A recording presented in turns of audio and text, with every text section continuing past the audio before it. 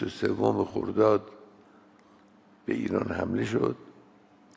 یک روز بعد، یعنی روز 24 خرداد، یه عده از عوامل آمریکا در یک پایتخت اروپایی نشستند و شروع کردن بحث کردن بر روی جایگزین جمهوری اسلامی.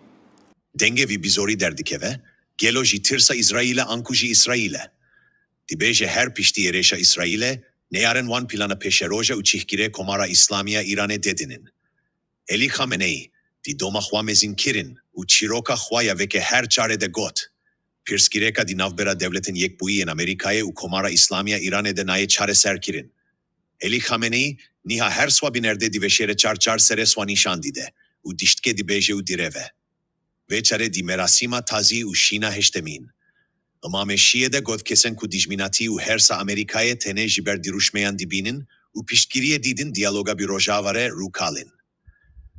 Rebere komara İslamiya İran'e Eli Khamenei roja yekşeme god kesen ku dijminati u hersa Amerika'ye tene jiber diruşmeyan u piştgiriya diyaloga bir rojavare dibinin, veki munafik bir nav kir.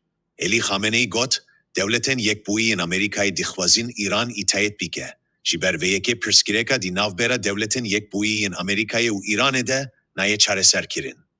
روز 23 خرداد به ایران حمله شد.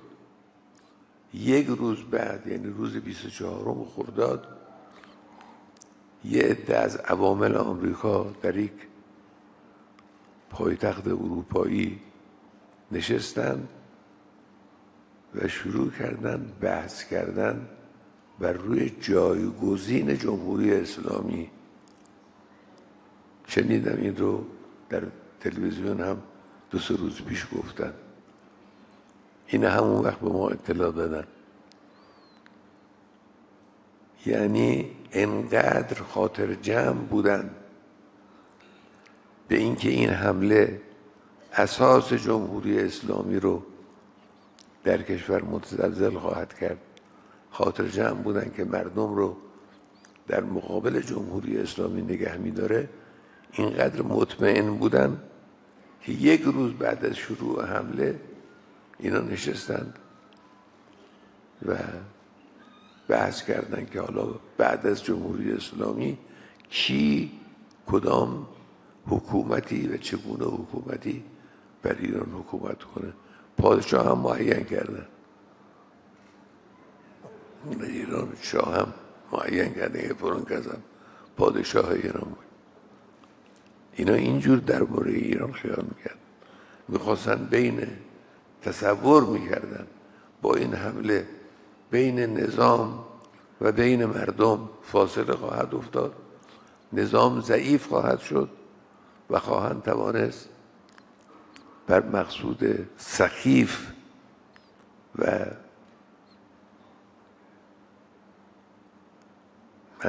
مقصود خباثت آمیز خودشون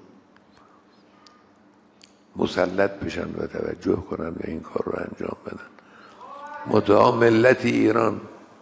ملت ایران اینو من اصرار دارم، بارها گفتیم، اصرار دارم تکرار کنم، ملت ایران با ایستادگی خود در کنار نیروهای مسلح، در کنار دولت، در کنار نظام، مشت محکمی به دهان همه اینها زد.